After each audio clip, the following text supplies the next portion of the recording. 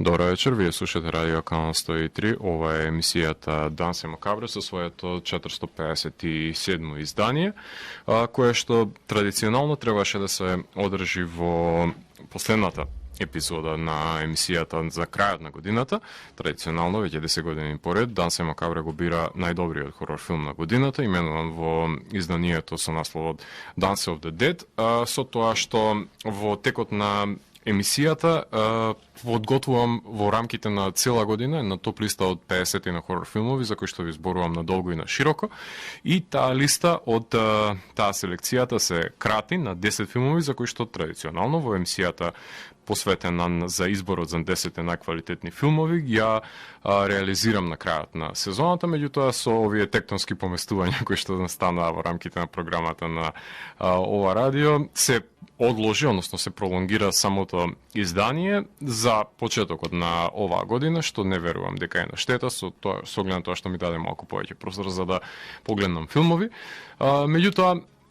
како и во останатите жанрови од светската кинематографија, така и во хорор жанрот во 2020 година, тој претрпи силни удари. Меѓутоа, жанрот што постои повеќе од 100 години во филмската индустрија има докажано дека секогаш умел да се адаптира на сите специфични услови, зашто може да послужат и аналите на апокалиптичните филмови од кои ги имаат научено лекциите хорор љубителите. Имено, хорор филмот успева да си го најде својот дом во некогашните храмови, односно реотворените драйв-ин киносали, доминирајќи повторно со американскиот бокс офис, но исто така и преку стриминг сервисите кои што се специјализирани за жанровскиот филм, како што е например Shudder или Screambox, Full Moon Features, Midnight Pulp, BritBox, Acorn TV, но и гигантите како што се Hulu и Netflix не беа спречени да откупат голем број на хорор филмови кои си го најдоа своето место на гигантните жанровски фестивали како Fantasia, како Beyond Fest, како Fantastic Fest и многу други кои што се одвива во хибридна форма, односно поделени со оглед на тоа што има и физички проекции, меѓутоа има и дигитални. Најголема штета беше тоа што блокбастерските хорор филмови не на мое големо задоволство, тоа не ми предизвика тоа што беше намален нивниот број, беше радост за мене, со оглед на тоа што тоа ја отвори од друга страна и простор пред се за да се пробијат бројни независни хорор филмови кои што беа работени за малку пари, но со големо срце, автентичност и знаење, кои што беа откупени од друга страна па од стриминг сервисите и беа доближени пред се до љубителите на жанровската кинематографија, кои што можеби во други услови би биле засенети баш од оваа маркетиншка машинерија која што би стојала за гигантите кои што ги имаат закупено киносалите да си ги прикажуваат нивните филмови, така што ова беше интересна година за тоа да сопреме и да се преброиме да видиме што точно вреди конкретно во жанровскиот филм. На крајот на секоја календарска година, како што ви напоменав, го објавувам изборот на 10 најквалитетни филмови, традиционално по 11 пат, именуван како Dance of the Dead,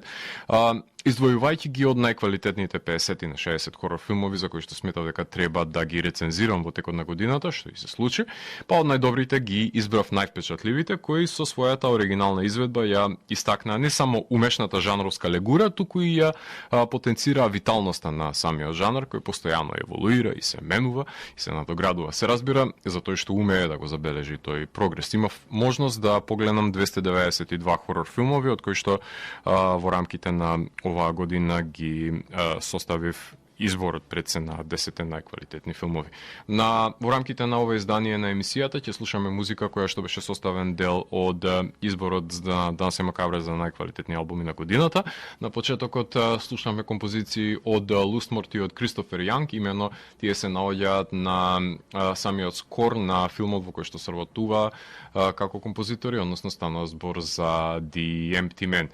Во продолжение ќе имаме можност да слушнеме и композиции кои што се најдоа на самиот скор на Color Out of Space, односно адаптацијата на Lovecraft, а музиката за овој филм ја работеше одличниот Колин Стетсон. Данс е макабра е емисија во која 12 сезони се зборува за уметност, во борба против лицемерието, зависта и користолюбието. Тука уметниците се вистински херои, а не политичарите. Целта на емисијата е да се доближи квалитетниот филм до секој слушател и да воспостави диалог помеѓу уметноста и реалноста. Вечерва имаме закажано полноќен дан со смртта по 457 пат. Јас сум Златко Ѓелевски, а ви останете со трансмисијата на Канал 103 до крајот на светот. Вие слушате радио Канал 103, емисијата Данс е макабра, 457 издание, во кое што ви говорам за најквалитетните хорор филмови за 2020 година. Во овој сегмент сакам да ви споделам моите впечатоци за 30 на хорор поджанрови и да ви ги истакнам предлозите кои што би можеле да ги погледнете, доколку сте љубител на еден од 30 жанрови, поджанрови кои што ги избрав да ги истакнам. Ова е исто така составен дел од традицијата именувана како Dance of the Dead, односно буквално правиме на селекција за во секој подвид кој што допира со хорор елементи, кој што си има оформено свој поджанр, да ви истакнам по некое издание кое што може би ќе ги задоволи вашите потреби, имено во рамките на овие индивидуални признанија за сите љубители на зомби хорор поджанр. Тука е #alive, корејскиот филм кој што наликуваше на еден француски зомби хорор филм за последниот, нели, преживеан во самиот град. Истиот таков случај беше и со кореецот кој што требаше да се бори со во зомби апокалипсата и да остане жив. И секако Blood Quantum беше уште едно издание кое што допираше до оживување на предсе реанимираните тела и избраните кои што на уникатен начин требаше да се борат со овој вид на зараза која што се ширеше со помеѓу мртвите, со оглед на тоа што, нели, живееме во свет во кој што заразата е на секој чекор од нас, и интересно беше да се погледне како преку жанровските елементи тоа знаеше да бидат истакнати пред се овие аспекти во контекст на самата жанровска естетика. Од вампирските хорор филмови оваа година, како и изминатите години, беше многу суво и немаше многу крв за цицање, така што единствено Бит можам да го истакнам како нешто релевантно, квалитетно за да може да се погледне, мислам и релативно пред се со оглед на тоа што не беше за истакнување и е далеку од сето тоа што сме навикнати да го гледаме во контекст на жанровскиот поим за вампиризмот. Во поглед на духовите, You Should Have Left, The Grudge, Come Play, The Dark and the Wicked и The Call. Дефинитивно корејскиот The Call треба да го погледнете заради тоа што тоа е едно од поквалитетните остварувања. Во поглед на екзорцизамот, Leap of Faith, William Friedkin on The Exorcist, односно самиот Вилијам Фрикен, каде што говори за снимањето на Екзорцист и одредени пикантерии и кои што него го возбудувале пред се да го создаде ова маркантно ремек дело. Ќе го издвојам документарецот со оглед на тоа што хорор филмовите со екзорцизам најчесто вклучуваат некакви демонски представленија кои што се работени баш во манирот на Екзорцист и се како една бледа копија на сето тоа што го има направено Фриткин. Во поглед на slow burn артхаус филмовите, She Dies Tomorrow, Relic, The Rental и The Lodge се 4 изданија кои што топло би ги препорачал доколку сте љубители на овие атмосферични хорор филмови во кои што во последниот чин се разглобува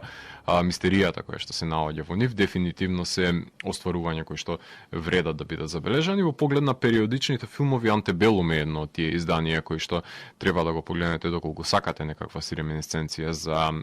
случувања кои што се одвивале во американскиот југ од минатото. Во поглед на хорор комедиите, тие се едни од најпродуктивните и горе-долу најквалитетните остварувања кои што може да ги забележите во текот на годината.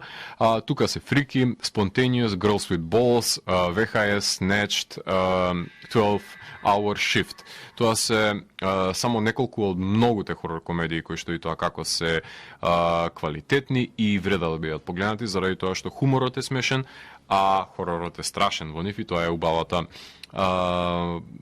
убавите елементи кои што знаат да бидат спроведени од мајсторите на занаетот како што треба. Во поглед на антологиите, да ви ги препорачам Scare Package, кој што беше едно од најквалитетните остварувања заедно со The Mortuary Collection. Тоа се врвни антологии кои што можам да ги издвојам во оваа година. Една перверзна имаше Adventures of Traveling by Train, една шпанска хорор антологија, и секако додека сме кај перверзија, да не го заборавиме Данзиг и неговата Веротика, која што беше далеку од квалитетна, меѓутоа беше Филм на Дансик, ако во најмала рака можам така да го категоризирам. Сето тоа што сте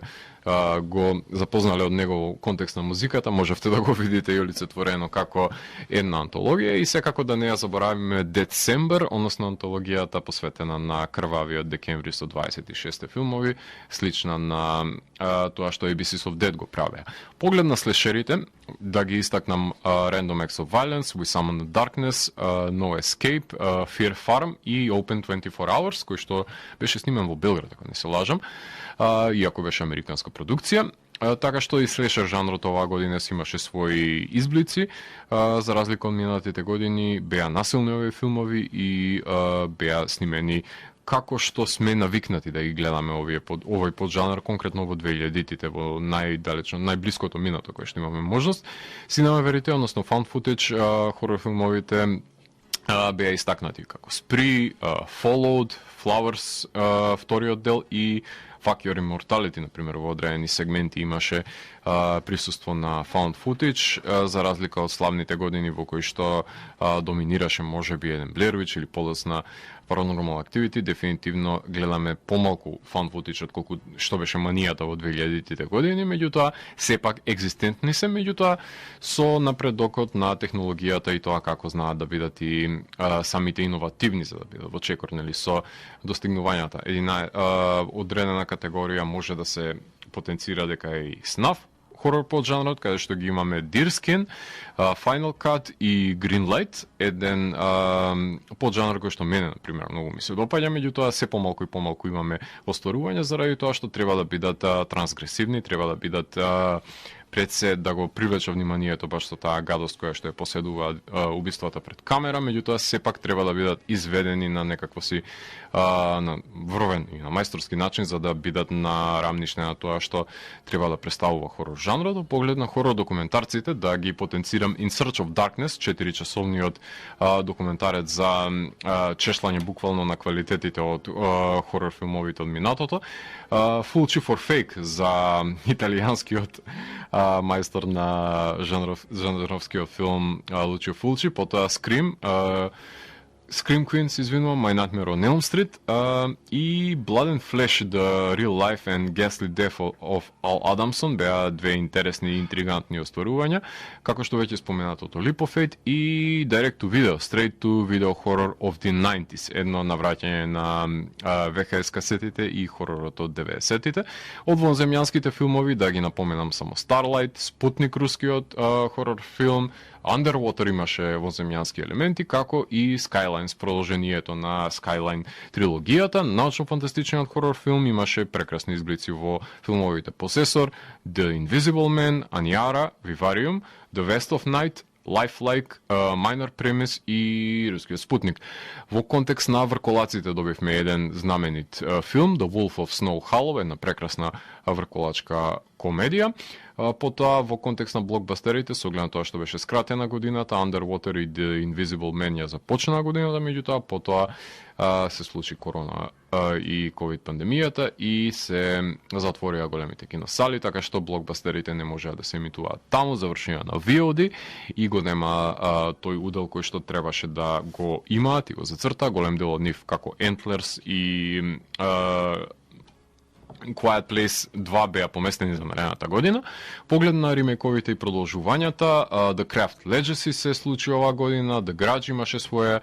реимагинација, Castle Freak се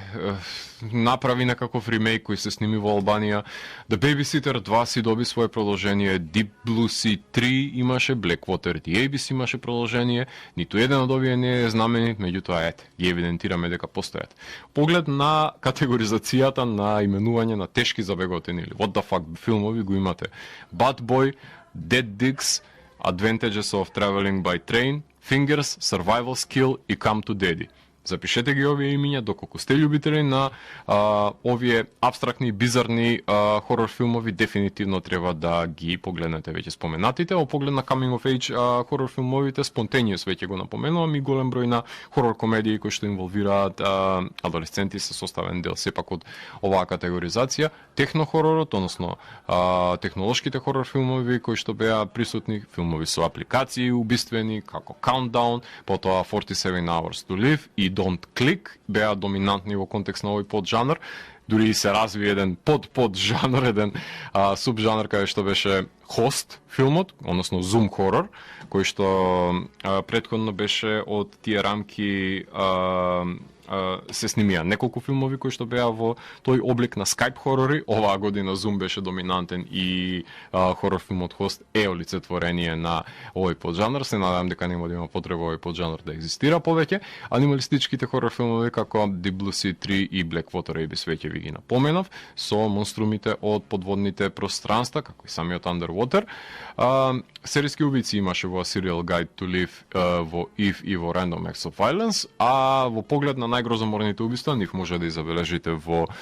филмовите The Mortuary Collection, Hunter x Hunter, Colorado Space, Random Acts of Violence, The Beach House, Sea Fever, Imbetigor, Посесори порно. Дефинитивно таму имате сцени кои што беа најкрволочните во рамките на оваа година. Во survival хорор филмовите го имавме одличниот The Platform, The Boat, Alone, Hunter x Hunter и Breaking Surface. Ова се хорор филмови во кои што ликовите се ставени во незавидни позиции и треба да се борат за сопствениот живот. Поглед на фентези хорор под жанрот го имаме Gretel and Hansel. Поглед на Home Invasion филмовите го имаме Come to Daddy, Becky и The Owners. Во поглед на неанглискиот хорор, односно тука ги имаме поквалитетни изданија, како што се The Platform, Gone with Girls, Impetigore, Coco D, Coco Da, The Call, Why Don't You Just Die, The Pool, Amulet, Don't Listen, односно Voices, May the Devil Take You To, La Llorona, кој што дури стана представник на една од државите кои што беа копродуценти на филмот за Оскарите, Hashtag Alive и Sputnik. Дефинитивно ова се поквалитетните, дајде да ги наречеме независни изданија со оглед на тоа што доаѓаат надвор од студискиот систем во САД. Така што ова се 30 на хорор поджанрови за кои што јас сметам дека најистакнатите филмови кои што доаѓаат од нивна провиненција треба да ги погледнете. Тука ќе направиме на кратка музичка пауза пред да започнеме со листата на најквалитетни 10 хорор филмови. Во продолжение слушаме музиката на Роб, односно човекот кој што стои за самиот скор на Gretel и Hansel, кој што го прогласи за еден од најквалитетните за оваа година. Така што слушаме композиции кои што се наоѓаат на овој скор, а во продолжение по завршувањето на самиот избор од Роб ги слушаме Нейтан Халпер, односно уште еден синт скор, овој пат е работен за одличниот боди хорор Swallow. Така што во продолжение слушаме Роб и Нейтан Халпер. Уживајте. Вие слушате Радио Канал 103, ова е емисијата Данси Макабре со своето 457 издание, посветено на прегледот на најквалитетни хорор филмови за 2020 година. Во претходниот сегмент ви говорев за 30 на хорор поджанрови и најскучителните остварувања кои што се составен дел од нив, а во овој сегмент ќе ја започнеме самата топ листа на 10 најквалитетни, меѓутоа пред да преминеме на нив, само да потенцирам дека критериумите врз кои што се рангираат филмовите се базираат на оригиналност, на конзистентност, визуализација, самата изведба на филмот и секако стравот кој што го содржат, а на топ листата на 20-те ќе ја прошириме малку топ листата од 10 на 20. На 20-тото место се наоѓа Hunter x Hunter. На 19-тото место се наоѓа Bad Hair, надприродниот хорор филм. На 18-тото место е сатирата The Hunt. На 17-тото е The Invisible Man. На 16-тото е боди хорор драмата Swallow. На 15-тото е надреалниот слешер Deer Skin. На 14-тото е Rentapel. На 13-тото е Relic, Slow Burn филмот. На 12-тото е werewolf комедијата The Wolf of Snow Hollow и survival хорор филмот, односно преживувачкиот хорор е на 11-тото место, кој што е именуван како Alone. Топ листата на 10 најквалитетни хорор филмови започнуваме на 10-то место со Colorado Space, режисерско остварување на Ричард Стенли, филм за фармата на која Николас Кейдж и неговата фамилија се затекнати од метеорит кој што шири чудесна светлина. Се најде на листата за тоа што одамна не сум погледнам толку квалитетна обработка на Лавкрафтовски расказ, посебно некој кој непоимливо е прикажувањето на космичкото зло, но Ричард успеа во срцевината на филмот да стави едно семејство, кој иако го има Ник Кейдж како моза алпаки, не е семоќен да се избори против токсичното светло. Еден од филмовите со запамтливи практични ефекти, кои во една боди хорор сцена достигнаа дури бравура на The Thing, за која другите хорор филмови од 11 до 20 место може само да сонуваат. Лавкрафт на Стенли представувал создавач на бајки кои ги слушал од страна на неговата мајка за предзаспивање како дете, така што овој маг многу добро знае како да му приде на нефилмливиот автор, наоѓајќи го клучот за верно прикажување и трансферирање на неговата силина на пишаниот збор со помош на филмскиот јазик. Од Дагон до ден денес не сум посведочил на посолидна и поверодостојна адаптација на Хауард Филипс, така што композициите пред се на Колин Стевсон, кои што можете да изслушнете, се дополнително зашеметувачки, удирајќи на аудитивен план на ист начин како што ова чудесна виолетова боја удира на визуелен. Се надам дека ќе посведочам на комплетирање на зацртаната Лавкрафт трилогија од страна на Ричард Стенли, која што ја наумил. На 9-то место се наоѓа The Lodge, режисерско остварување на Северин Фиала и Вероника Франц.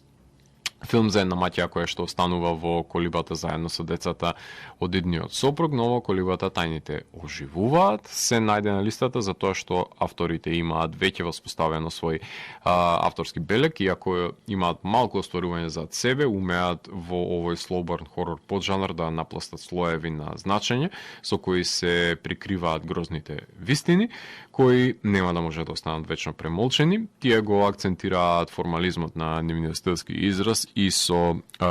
редуцираните драматуршки елементи, вешто си поигруваат со вниманието на ненасидното око на гледачот, соочувајќи го со најразновидни хипотези за премолчените случувања кои што се одвиваат во изолираната колиба.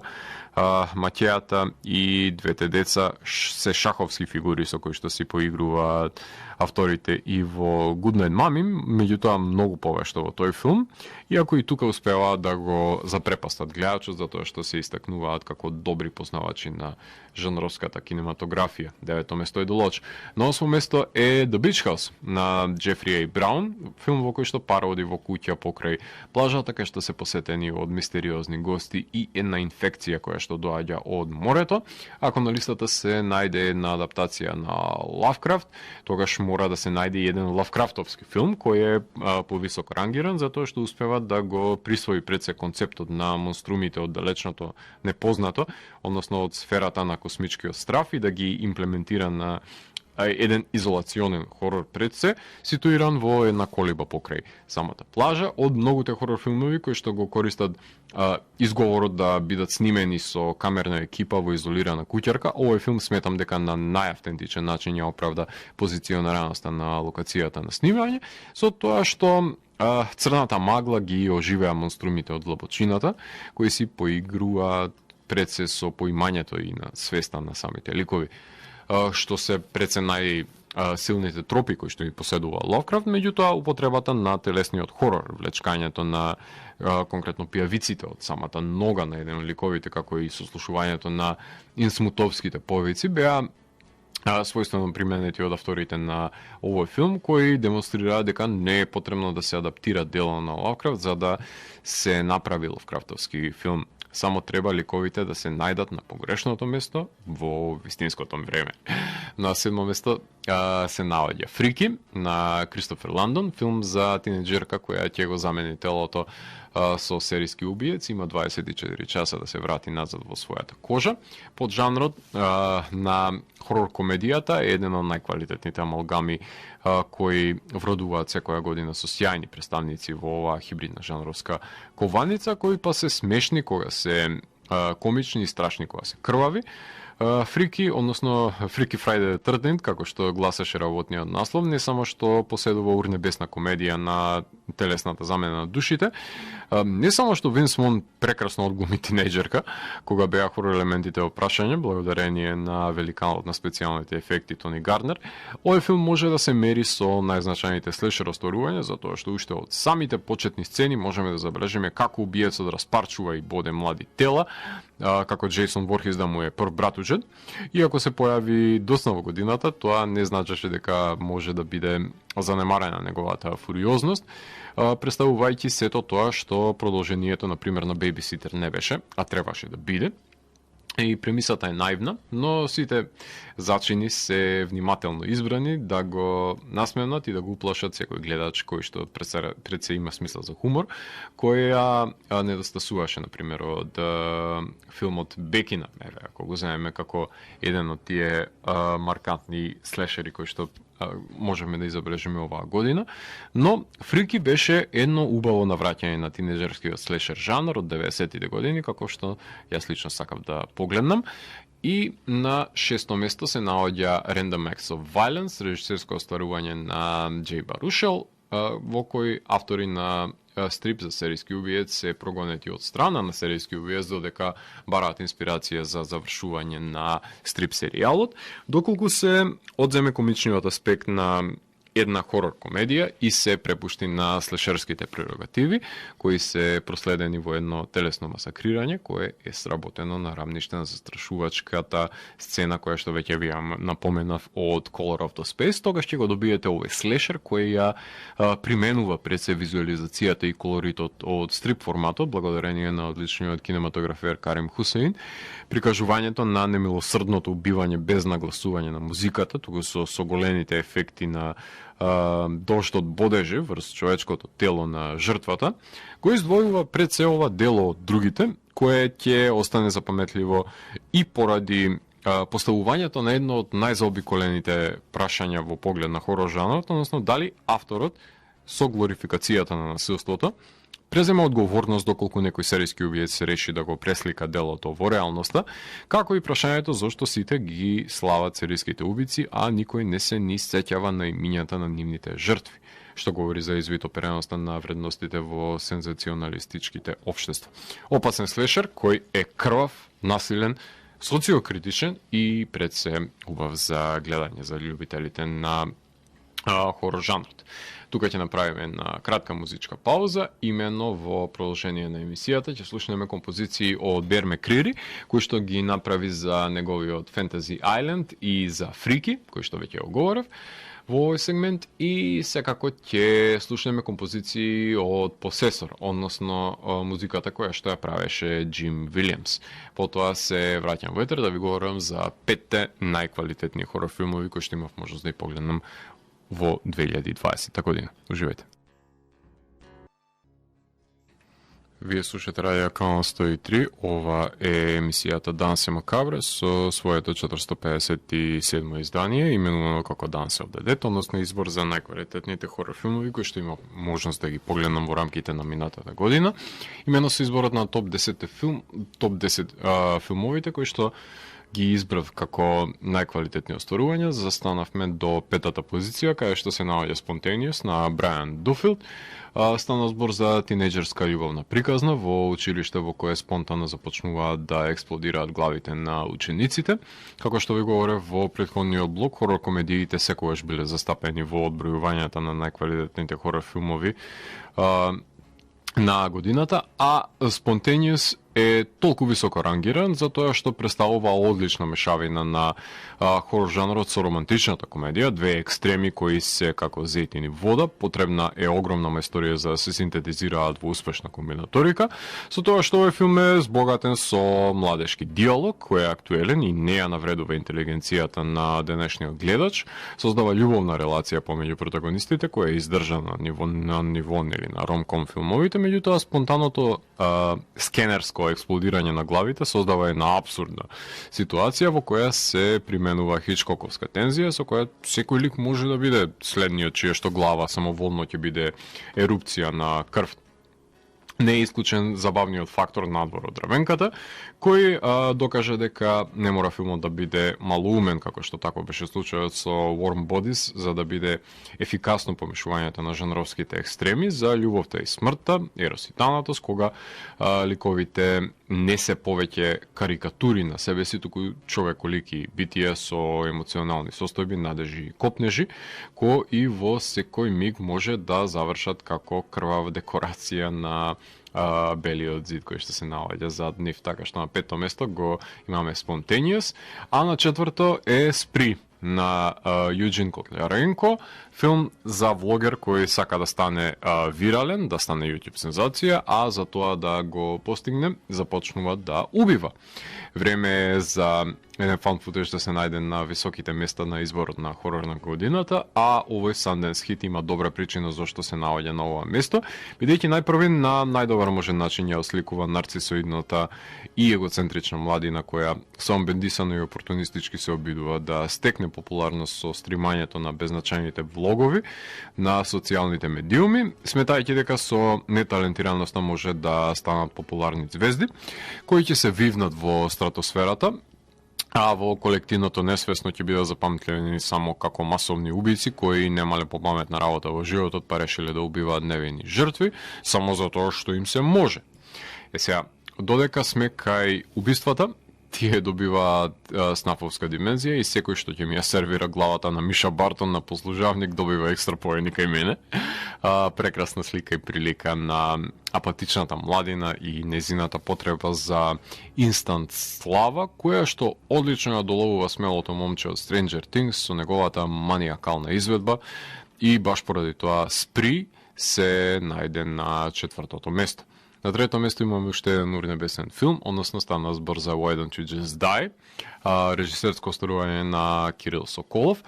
Стана збор за филм за одмазда, која што се одвива помеѓу едно дисфункционално семејство, кое е посетено од страна на дечко, кој што е мотивиран да ја одмазди неговата девојка, а при тоа станува жртва на поголем криминал во кој што се затекнува. Додека сме кај фуриозноста, тогаш ќе ја наголемиме акционата динамика на една творба за неколку степени повеќе, која ќе можеме да ја забележиме во оваа безпрекорна руска лакрдија, која воопшто не е анемична на крв, и има безпрекорна игрива монтажа со која ликовите ги става во незавидни позиции, некаде успорува за да земе гледачот с див, за да се насмевне воодушевувајќи се, а некаде па е искасапена на мали парчиња за да се долови борбата во клаустрофобичниот сет, во кој што пред се заглавени ликовите, кронисувајќи ги ефектите со една прекрасно изведена сцена во која со бормашина се пробива ногата на врзаната жртва во вецето, која има неколку неуспешни обиди да се ослободи од лисиците. Овој акционен хорор филм допира и до елементите на хорор комедијата, но и на тарантиновската бурлеска, со прикажување на поглавјата во кои е комплицирано самото действие, налик Pulp Fiction, дело до кое и самиот Тарантино денес, например, не би бил способен да дојде на неговата слава, е еден убиствен руски коктел на непрепознавање, кој што води до крвави разрешници. Така што на трето место го рангирам Why Don't You Just Die. На второ место се наоѓа шпанскиот The Platform, режисерско остварување на Галдер Гастелу Урутија, филм за вертикалниот затвор во кој има мноштво на причинители зашто овој врвен шпански хорор филм е толку високо рангиран на листата. Според мене, секој хорор филм мора да има силни драматични елементи пред да започне да врне крв во него, но кога еден хорор филм ќе добие социокритичка ангажирана димензија, тогаш сведочиме на едно маестрално култно дело, кое секако дека тие што имаат способност да ја согледаат неговата мрачна убавина, ќе може да уживаат во грозотиите што ги содржи пред се. Овој survival horror се издвојува со својата оригинална концепција, која се одвестува на финансиската структурираност и хиерархија во денешницата, кај што имотните се тие што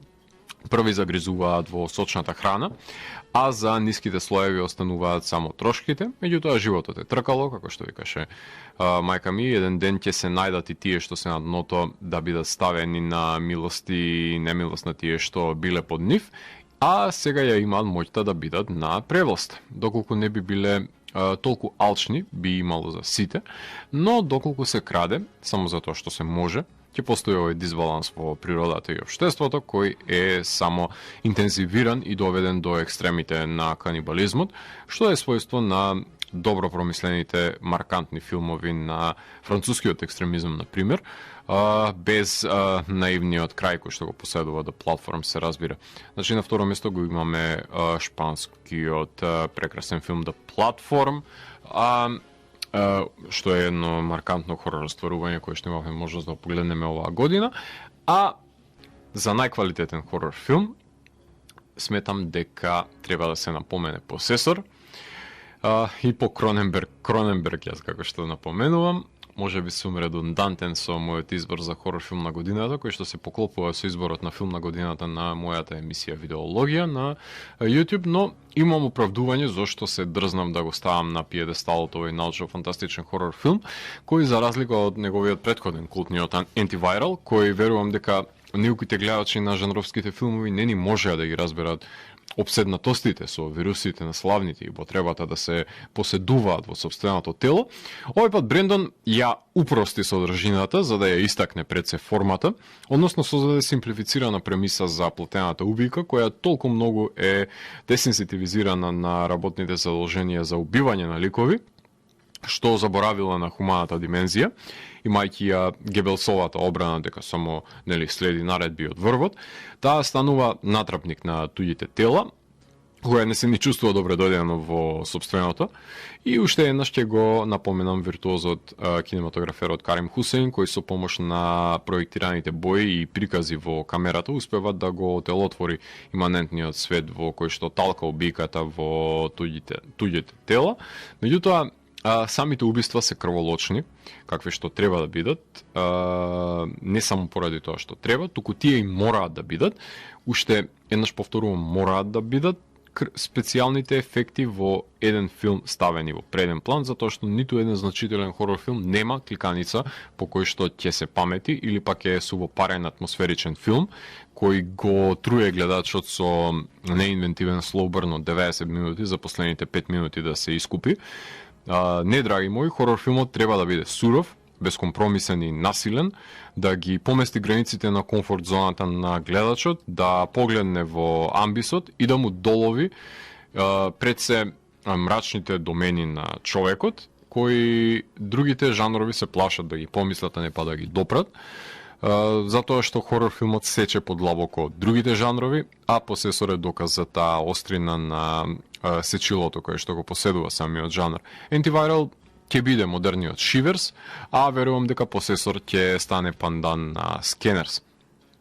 Штета што во иднина ќе се откријат повторно филмовите на Брендон Кроненберг и ќе бидат прогласени за култни дела кои што се олицетворение на денешницата, меѓутоа денес се преблиски овие филмови до нас и затоа тешко верувам дека некој ќе ги признае со квалитетите кои што ги поседуваат. Антивайрал ќе биде и ќе остане како коментар за обсесијата со славните личности, а Посесор е како олицетворение на слепото извршување на узурпирачките задолженија во едно капиталистичко општество на кое што не сме свесни сите кои се последиците кои што и правиме со нивното слепо изведување.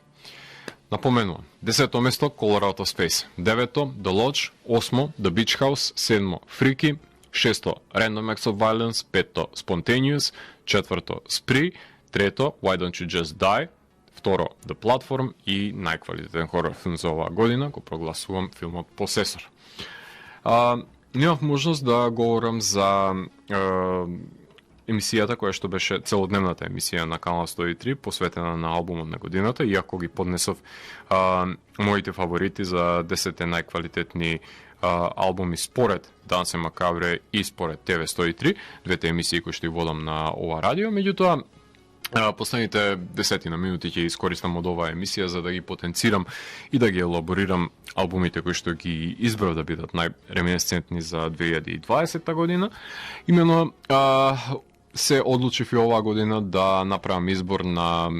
скорови, односно на музика која што е компонирана за филмови и ТВ серии, со оглед на тоа што надвор од мојата листа и тоа како треба да се потенцираат Тайлор Бейтс и Джоан Хигинботом, кои што ја направија прекрасната музика за ТВ серијата Primal со сите тие племенски ударни ритмики кои што може да се забележат. Не ја вклучив ТВ серија, музиката за ТВ серијата The Wilds на Клиф Мартинес, иако вон контекст на тоа што не ми е изгледана, има одличен синт самата музика која што ја има создадено во рамките на оваа ТВ серија, која во изминатите во наредните неколку недели се надевам дека ќе можам да ја погледнам во целост, и секако музиката која што можевме да слушнеме на Джим Уилиамс за Посесор, веќе има подобри синтвев решенија на кои што се наоѓаат на мојата топ листа на 10 најквалитетни албумски остварувања. Меѓутоа, секако дека оваа музика која што можете да слушнете на Уилиамс и тоа како е делотворна. Меѓутоа, на 10-то место го избрав Бер Мекрири, еден од тие новите предводници на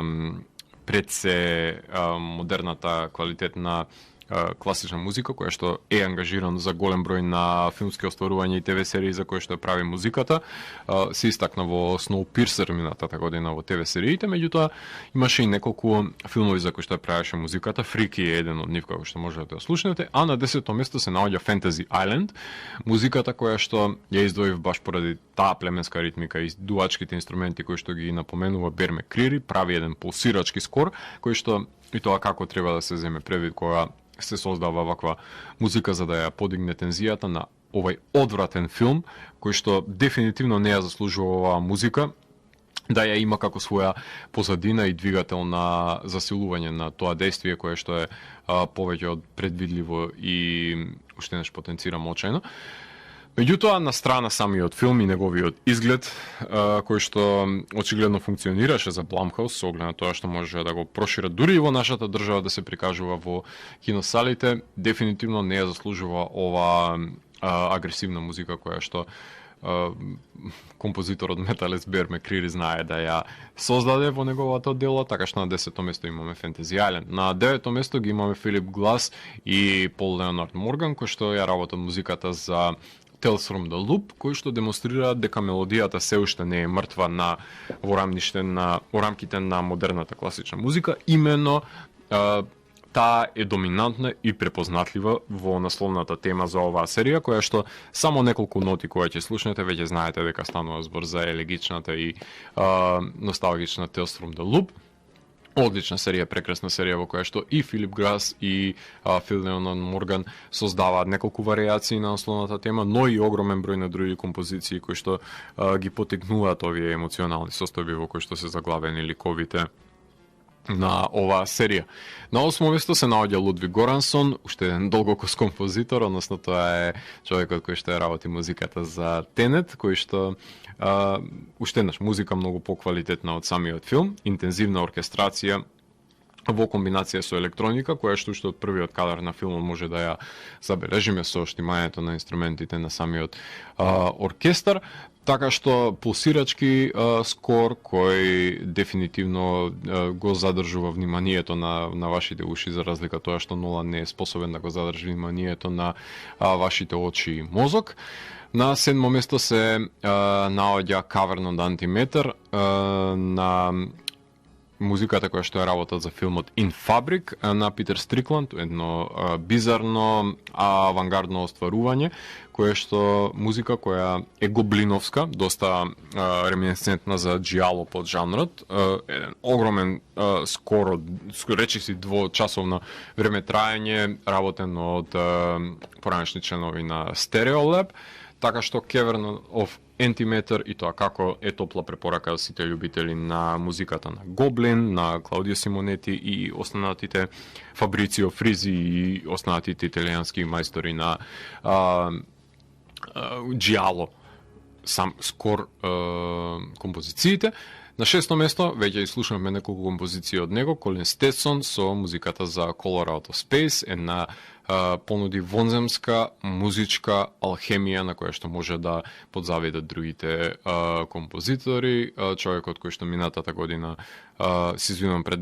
2 години ја создаде музиката за прекрасниот Hereditary, оваа година не фасцинираше и со неговите абстракции за Color Out of Space. На 5-то место се наоѓа Carpenter Brut со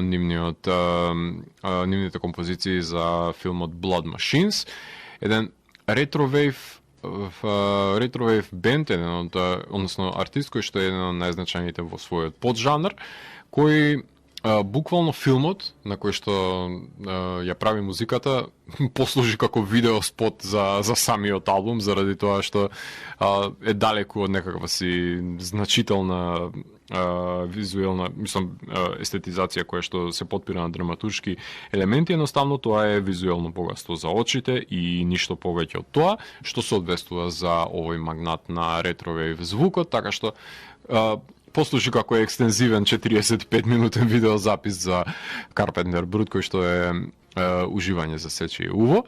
Четврто место се наоѓа, ова ќе биде едно драстично отскокување од авторите кои што веќе се напоменати. Меѓутоа, ова е човекот кој што ми го задржува моето внимание од модерните композитори, станува збор за Даниел Пембертон и неговиот скор за Birds of Prey and the Fantabulous Emancipation of One Harley Quinn. Даниел прави еден разигран и Kill Bill-овски, ајде така да го наречам, тарантиновски скор, кој што го рангирав толку високо баш од таа проста причина што ми е еден од најчесто слушаните скорови кои што имав можност да ја слушам во рамките на годината. Зачудувачки е тоа што секогаш игра во позадина го пуштам кога треба да ми даде ритам додека треба нешто да работам и заглавувам по завршувањето на работата, повторно да го преслушам, баш поради тоа што е разигран и е забавен и е несопирлив од една песна во друга, како ги менува стиловите, како некои доминира електрониката, како некои се дисторзирани композиции, како некои се изџезирани. Значи, буквално ова е хаотично и хипнотично баш поради таа негова луциност која што знае Даниел да ја долови во најразличните жанрови кои што си поигрува, заради тоа што филмот тоа очигледно го дозволува, бидејќи уште едно остварување кое што и тоа како не е за фалење. Меѓутоа, на страна од самиот филм ја искористува можноста Пембертон да направи маркантна музика, да се испроба во најразлични музички стилови и секој од тие потфати да биде крајно впечатлив за моите уши, така што ова е еден од тие модерни автори кои што им оставам секогаш простор да се искажат на страна на тоа што за какво филмско дело или ТВ серија работат. И релевантно е во контекст на тоа што прават квалитетна музика. Исте случајот и со Бер Маккрири, кој што се најде на оваа листа, со очајниот Fantasy Island, таков е и случајот со Даниел Пембертон, кој што прави музиката за Birds of Prey, кој што е далеку поквалитетен од Fantasy Island, меѓутоа едноставно не е на нивото на кое што се наоѓа музиката на Пембертон, меѓутоа ја има таа функција. На трето место ги имаме Трент Резнор и Атикус Рос во соработка и со Џон Баптисте, кои што ја прават музиката за Soul. Имено сакав да направам двојно место да има тука и Манк, кој што исто така ја правеа Трент и Атикус музиката и Soul, меѓутоа сепак решив Soul да се најде на самата листа со оглед на тоа што во овој спој е на джез композициите на Баптисте, каде што се истакнува, нели, сепак е ова анимиран филм за пианист кој што треба да се спои, се обедини со неговото тело со неговата душа. Меѓутоа, Атикус и Трент прават на етерична електроника која што се провејува во тој светот во кој што лебди неговата ослободена душа од телото и е еден најдоброто од двата света, од електрониката која што ја разработуваат, односно од сферичните композиции кои што и прават Резнор и Рос, наспроти